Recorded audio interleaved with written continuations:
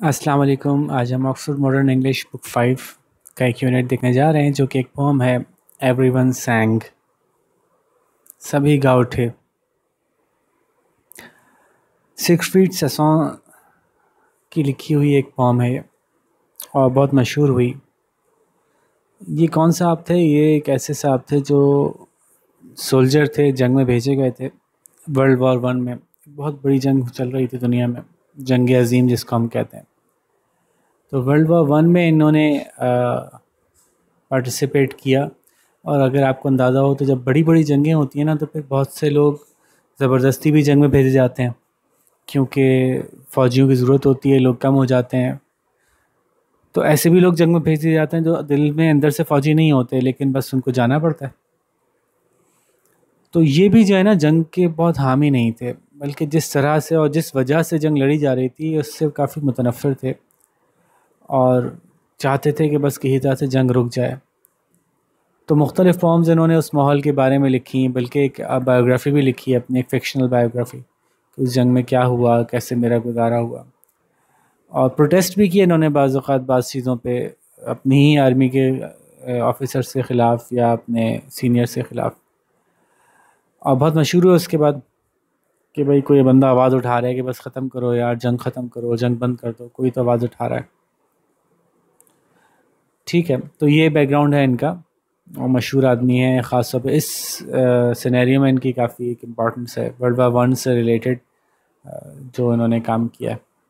ठीक है, तो he was a soldier and he was poet. तो शुरू करते हैं।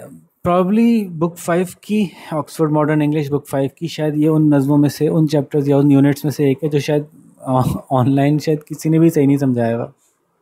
मैं पहले भी कह चुका हूँ कि अभी तक अफसोस की बात यह है कि यूट्यूब पे जिन लोगों ने इस तरफ ध्यान दिया है, उर्दू में या हिंदी में, तो उनमें से कोई भी ऐसा सीनियर टीचर नहीं आया। ज़्यादातर वो लोग आ गए जिनको के लैंग्वेज से कोई रिलेटेड वो है नहीं, बस चैप्टर पढ़ के सुना दिया, लिखे हुए जवाब पढ़ के सुना दिए, बच्चों को डायरेक्ट जवाब दे दिया, गलत सलत अक्सर गलत समझा रहे हैं। इससे बड़ा अफसोस हो रहा होता है। खैर, तो हम कोशिश करते हैं कि भाई किसी तरह से बच्चों तक सही मैसेज पहुंच जाए, सही अंडरस्टैंडिंग उनकी हो जाए।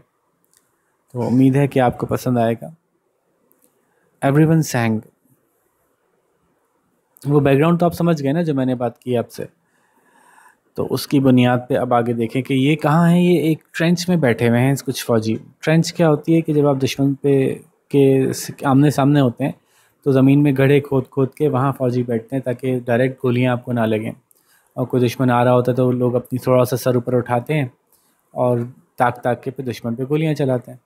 और ट्रेंचेस बड़ी ख़तरनाक जगह होती हैं क्योंकि वो बिल्कुल फ्रंट लाइन पे होती हैं। वहाँ पे बारूद गोले भी आके गिरते हैं जो फट जाते हैं, तो लोग उसमें शहीद हो जाते हैं। बाज़ औक़ात आप दूसरे को गोली मारने के लिए सर बाहर निकालते हैं, ख़ुद आप ही के सर का निशाना बन जाता है। तो बहुत ही ख़तरनाक और बहुत ही टेंस जगह होती है, मुस्तकिल टेंशन है ना। अभी आपके साथ में एक बंदा बैठा है, आपसे बातें कर रहा है और एक सेकंड में गोलियाँ ही वो ख़त्म। आपका अजीज़ तरीन दोस्त आपके साथ बैठा है और एक लम्हे में ख़त्म। तो वो बहुत ही मुश्किल जगह है जहाँ पे होने के लिए, जिसको कहते हैं ना, नर्व्स ऑफ स्टील चाहिए होते हैं। इतना ज़बरदस्त आपको अपने अंदर एक कॉन्फिडेंस बढ़ना पड़ता है और इतना ज़्यादा आपको स्ट्रांग होना पड़ता है कि आम आदमी वहाँ पे नहीं रुक सकता। जबकि ये शायराना साहब हैं, इनके अंदर शायरी की रूह भरी है, तो इनको तो बहुत ही मसला हो रहा था वहाँ पे। जबकि वहाँ के जो लोगों की जो एक लापरवाही की सी कैफियत थी ना कि यार क्या है, कोई बात नहीं ना, अपने मुल्क की खातिर लड़ रहे हैं तो लड़ेंगे, क्या है, हम नहीं डरते। वो इनको बहुत फैसिनेट कर रही थी कि यार कैसे लोग हैं ये कैसे लोग हैं कि इस हाल में भी हंस रहे हैं, मुस्कुरा रहे हैं, मुझसे तो नहीं हंसा जा रहा। मैं तो अपने इर्द गिर्द जो मसले मसाइल हैं, प्रॉब्लम्स हैं, उनको देख के मैं तो नहीं हंस पा रहा। ये कैसे यार इतना जॉय, मतलब कोई लम्हा छोटा सा आता है जब कोई हंसी की बात होती है तो खुद खूब खिलखिला के हंस रहे हैं, और उधर जंग चल रही है फिर भी हंस भी रहे हैं, बातें भी कर रहे हैं, गा भी रहे हैं, लड़ भी रहे हैं। तो ये बड़ा फैसिनेट हो रहे थे उन लोगों से कि कैसे लोग थे, क्या अजीब ज़बरदस्त किस्म के इंसान थे कि उन पे इतनी शदीद सख्तियाँ जो हैं वो भी उनके स्पिरिट को लो नहीं कर सकी। ठीक है, ये बात जहन में रखें। तो आपको अब ये पोम पूरी समझ में आ जाएगी। जब तक ये बैकग्राउंड आपको नहीं क्लियर होगा ना, तो आपको पोम समझ में नहीं आएगी।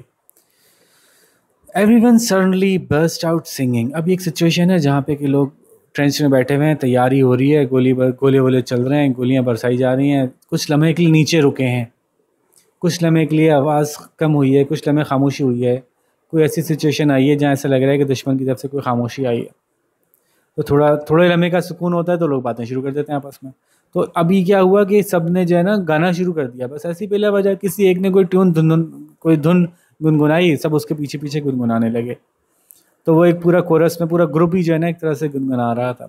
Everyone suddenly burst out singing, ऐसा जैसे कि कोई चीज़ दबा के रखी जाए एकदम से खुल के आए ना, तो जैसे फट पड़े, तो सब लोग एकदम से एक साथ जो है उन्होंने गाना शुरू किया।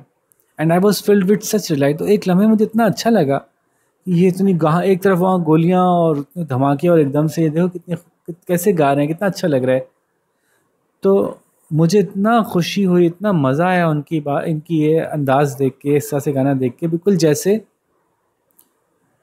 I was filled with such delight as present birds must find in freedom। बिल्कुल ऐसा महसूस होने लगा, ऐसा मेरा दिल खुश हो गया, ऐसा मज़ा आया जैसे कि किसी ऐसे परिंदे को आता होगा जो कि कब से कैद हो और उसको आज़ाद कर दिया जाए, और फिर वो परिंदा कैसे पर फड़फड़ाता होगा, winging widely across the white orchards and dark green fields, on and out of site. वो परिंदा कैसे पर फड़फड़ाता होगा, बिल्कुल ज़बरदस्त है ना। वाइल्डली से रिलेट कर रहे हैं कि कैसे जोश के साथ ना, पुरजोश अंदाज में, कि जैसे ही किसी को मौका मिला परिंदे को कि लो भाई अब मैं आज़ाद हो गया, कब से वो उदास बैठा होगा पिंजरे के अंदर, और पिंजरे का दरवाज़ा खुला, उसको मौका मिल गया, ओए होए मैं तो हो गया आज़ाद, तो ज़बरदस्त पूरी ताकत से वो जो है वो अपने पैरों को फड़फड़ाता हुआ निकलेगा वहाँ से, और जो है वो बड़े हसीन ज़बरदस्त खूबसूरत बाग और बहुत ही हसीन सब्ज़ खेतों के ऊपर से होता हुआ वो निकलता चला जाएगा, भागता चला जाएगा, उड़ता चला जाएगा, यहाँ तक कि वो नज़रों से ओझल हो जाएगा। तो एक आज़ाद होते परिंदे की कैफियत इन्होंने रिलेट की अपने आप से, कि एक लम्हे को मुझे ऐसा लगा कि हाँ मैं आज़ाद हो गया, शायद मैं वापस पहुँच गया।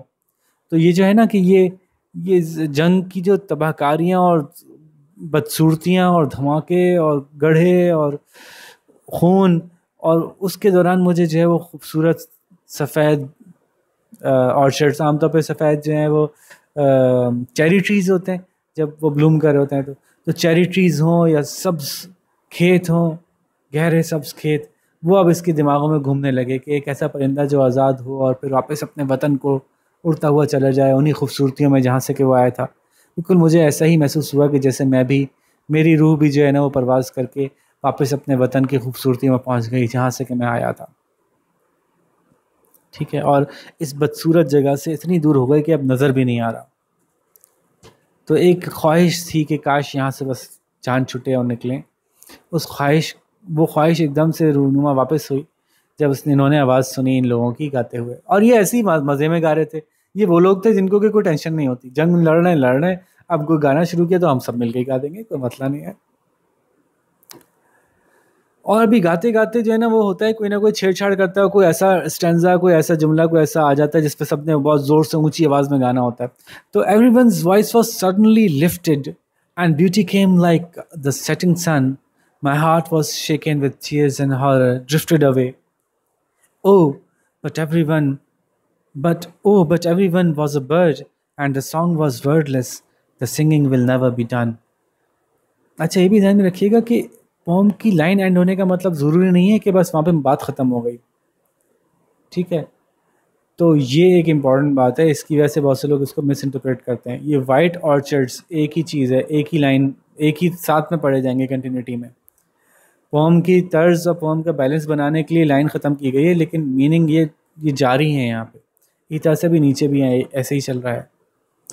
खैर, तो हर एक जो गा रहा था उनकी आवाज़ अचानक से और ऊंची हो गई, सडनली लिफ्टेड, और ऊंची हो गई उनकी आवाज़, और ख़ूबसूरती ऐसे महसूस हो रही थी इस सारे सीन की, इस सारी सिचुएशन की, जैसे कि गुरूब होता हुआ सूरज। ये बड़ी इंपॉर्टेंट बात है यहाँ पे, इन्होंने खूबसूरती को, इस कैफियत को, इस खूबसूरत कैफियत को, इस खूबसूरत फीलिंग को इन्होंने गुरूब होते हुए सूरज से क्यों रिलेट किया। यकीनन सूरज जब गुरूब होता है तो बहुत खूबसूरत लगता है, लेकिन सूरज जब तुलू होता है तो ज़्यादा खूबसूरत लगता है ना। सूरज का तुलू होना एक नए दिन की शुरुआत करता है, सूरज के तुलू होने से उम्मीद वाबस्ता होती है। इन्होंने इस खूबसूरती को सूरज के गुरूब होने से क्यों रिलेट किया?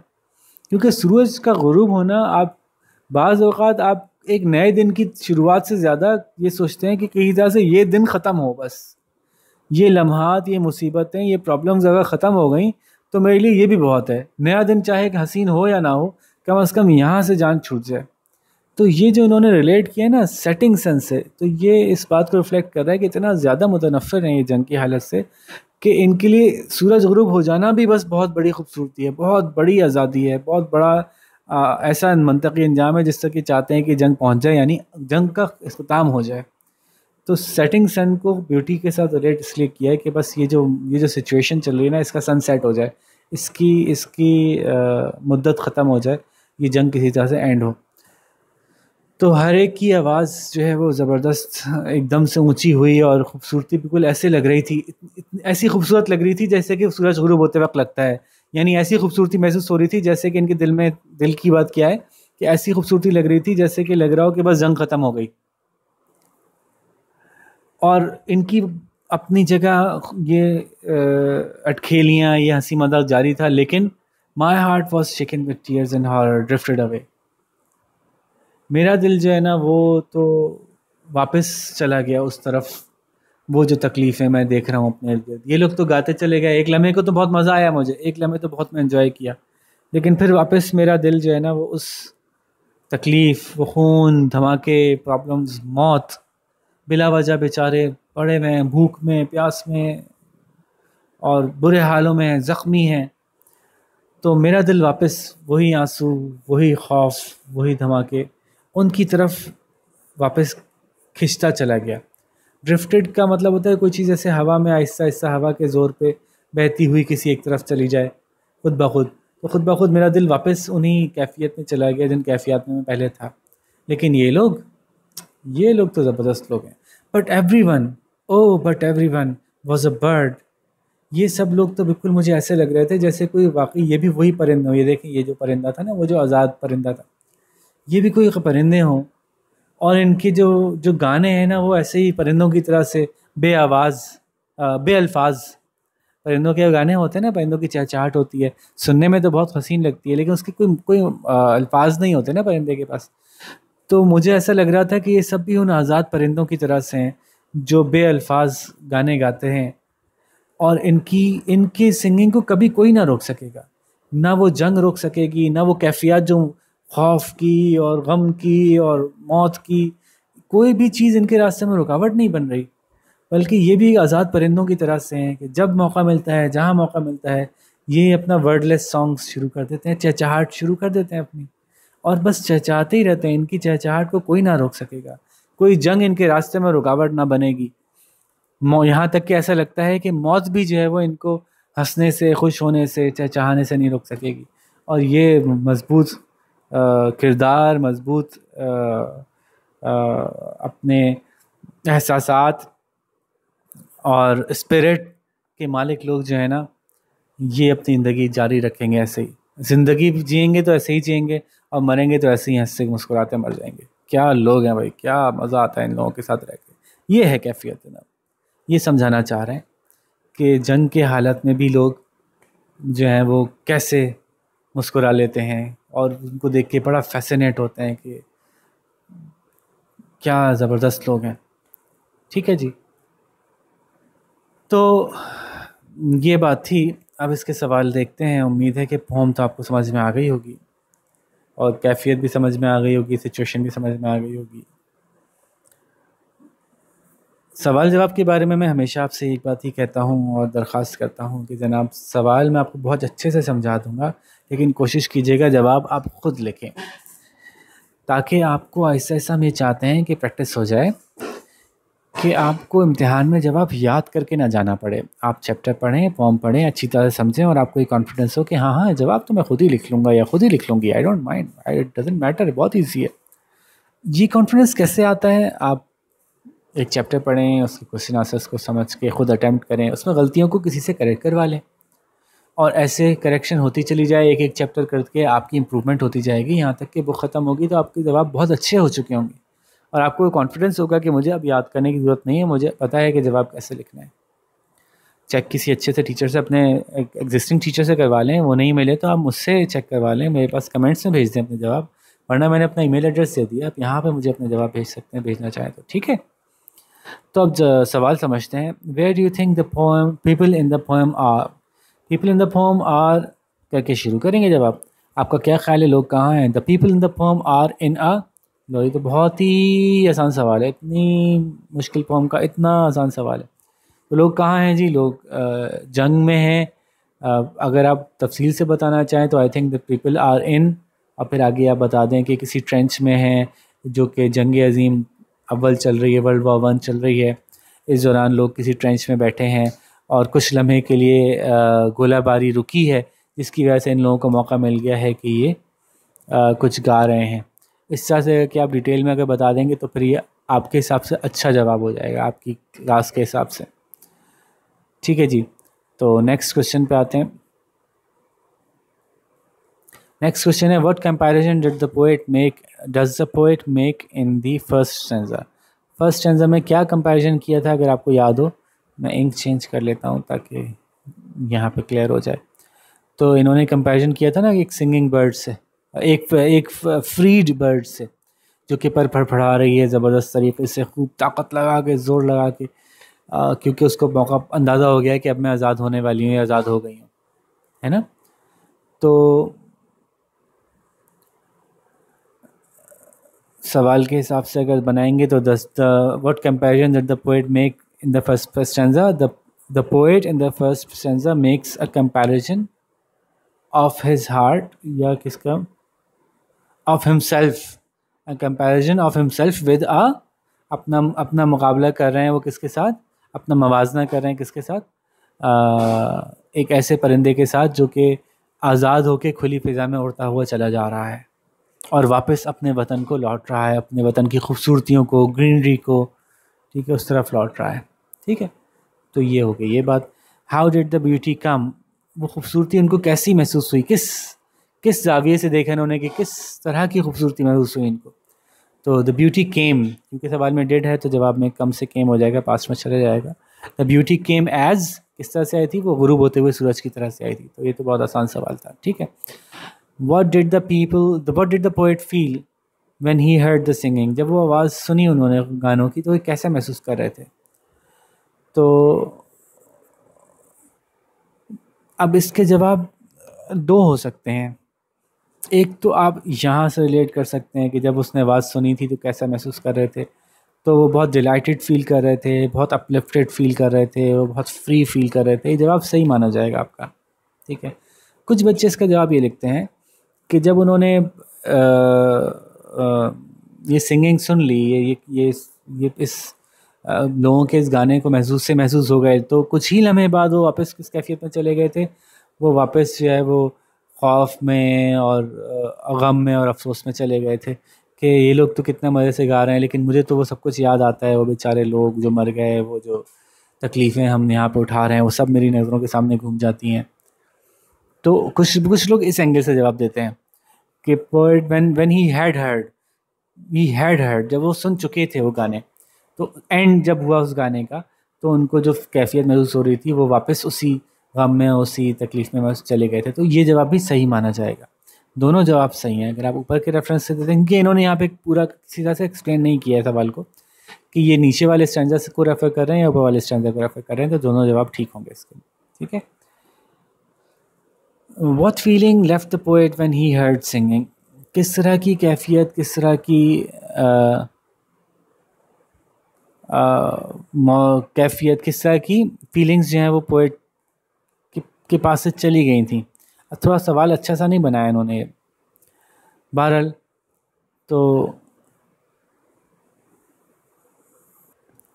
अच्छा, अब इस सवाल का जो कॉन्टेक्स्ट है ना ये वाले का, इस सवाल का कॉन्टेक्स्ट क्या है कि इस स्टैंजा का एक मतलब और भी निकाला जा सकता है, ख़ास तौर पर इस लाइन का, ड्रिफ्टेड अवे का, कि यहाँ पे कहना चाह रहे हैं कि ऐसा भी हो सकता है, यूँ भी सोचा जा सकता है कि मेरा दिल जो है वो बहुत ज़्यादा घबराया हुआ था और मैं बड़े अफसोस में था और बड़ी ख़ौफनाक चीज़ें देख रहा था, लेकिन इनके गाने सुन के वो दिल कुछ लम्हों के लिए ड्रिफ्टेड अवे, कुछ लम्हों के लिए वो तैरता हुआ थोड़े सुकून के माहौल में चला गया। ऑल्दो मैं ये नहीं समझता कि इससे ये मुराद है, लेकिन इस सवाल को देख के अंदाज़ा हो रहा है कि जो ऑथर है या जो जिन्होंने बुक कंपोज की है वो इसको इस नज़र से देखते हैं कि ड्रिफ्टेड अवे इससे अलग है, जबकि मैं नहीं समझता कि इससे अलग है, ड्रिफ्टेड अवे इसके साथ है। बहरहाल तो इनके इस सवाल का जवाब देने के लिए हम अंडरस्टैंड कर रहे हैं कि ये किस एंगल से पूछ रहे हैं। तो इनका एंगल ये है कि ये कहना चाह रहे हैं कि पोइट जो है वो शुरू में बहुत घबरा गया था, बहुत अफसरदा था, खौफनाक चीज़ों को देख देख के उसकी कैफियत बहुत बुरी थी, लेकिन इनके गाने सुन सुन के, इनके गाने की आवाज़ ने उसको कहीं और ले गई कुछ लम्हे के लिए, बिल्कुल ऐसे जैसे कि उस परिंदे को ले गई थी, या वो परिंदे वाली कैफियत इसके अंदर आ गई थी। तो कुछ लम्हे के लिए वो कहीं और आ गया, एक दूसरी दुनिया में आ गया, एक सुकून की कैफियत में आ गया। तो ये पूछ रहे हैं कि what feeling left poet when he heard the singing, कौन सी फीलिंग उसके अंदर चली गई थी। तो इनके हिसाब से the feeling of horror and the sorrow left the poet when he heard the singing. तो इनके हिसाब से जवाब इसका यूं बनाया जाएगा। ठीक है जी।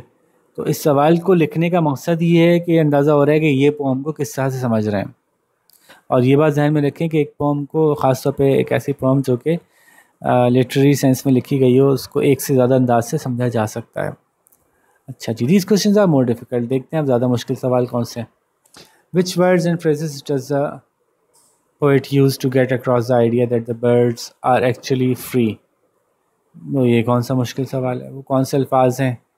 तो वो तो बहुत आसान है। The words that the poet use to express that the birds are actually free, यहाँ से शुरू करेंगे और फिर वो अल्फाज बता देंगे। विंगिंग वाइडली, एक और दफ़ा किंग चेंज करते हैं, विंगिंग वाइडली, ठीक है। और on and on out of site, ये दोनों बातें जो हैं वो बता रही हैं कि परिंदा बहुत आज़ाद है, तभी उड़ता हुआ वो बिल्कुल मज़े से चला गया। How might the soldiers have felt before the singing started? What was their condition like at the time, and how would they have affected, and how would this have affected how they felt? अच्छा जी, सवाल क्या है? इस सवाल का जवाब मैं बिल्कुल पोम के शुरू में ही देख चुका हूँ कि किस तरह की कैफियत होगी जबकि ये अभी सिंगिंग स्टार्ट नहीं हुई होगी उस वक्त। ठीक है, तो ये सवाल ये आपसे पूछना चाह रहे हैं, इसका जवाब हर एक का अपना हो सकता है। एग्जैक्टली कोई एक ट्रू या करेक्ट आंसर नहीं है कि जिस वक्त ये जंगिंग स्टार्ट हुई थी उससे पहले इन लोगों का क्या हाल था। तो जैसे मैंने बताया ना, जंग चल रही थी, बहुत बुरे हालात थे, तबाही थी, गोलियां थी, मौत थी, ज़ख्मी थे, खून था, ये सारी बातें हम यहाँ पे आएंगी। That I think before the singing had started the situation was, और ये करके फिर आप सारी बातें बताएंगे कि it was world war one and there was fierce fighting going on. They were in trenches, and trenches are the most difficult place because they are right in front of the enemy's fire, right in the line of the fire of the enemy. तो ये सारी बातें आपको explain करनी है कि सब कुछ चल रहा था, और फिर आपको बताना है कि ये जो सिंगिंग है इससे क्या अफेक्ट हुआ। ठीक है, how might the soldiers have felt before the singing started, what was there condition like at the time, and how would this have affected how they felt. तो ये सिंगिंग से नहीं बल्कि ये उस वक्त जो भी कंडीशन चल रही थी वो कैसे महसूस कर रहे थे उस वक्त।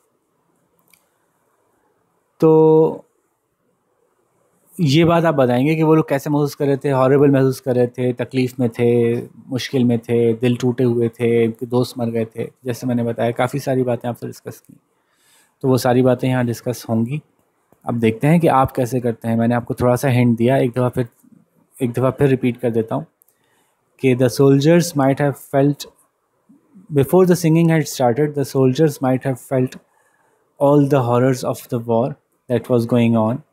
Their condition wasn't very good, as they were in trenches right in front of the enemy fire, and they knew that at any time any one of them could die, and this actually could have affected their feelings, and they could have become very scared. But अब चाहें तो इस line को add कर दें, but they decided not to feel scared and started to sing, और यूँ उनकी जो करेज है उसका अंदाज़ा होता है। ठीक है, तो इस तरह से करके इसका जवाब बनाया जा सकता है।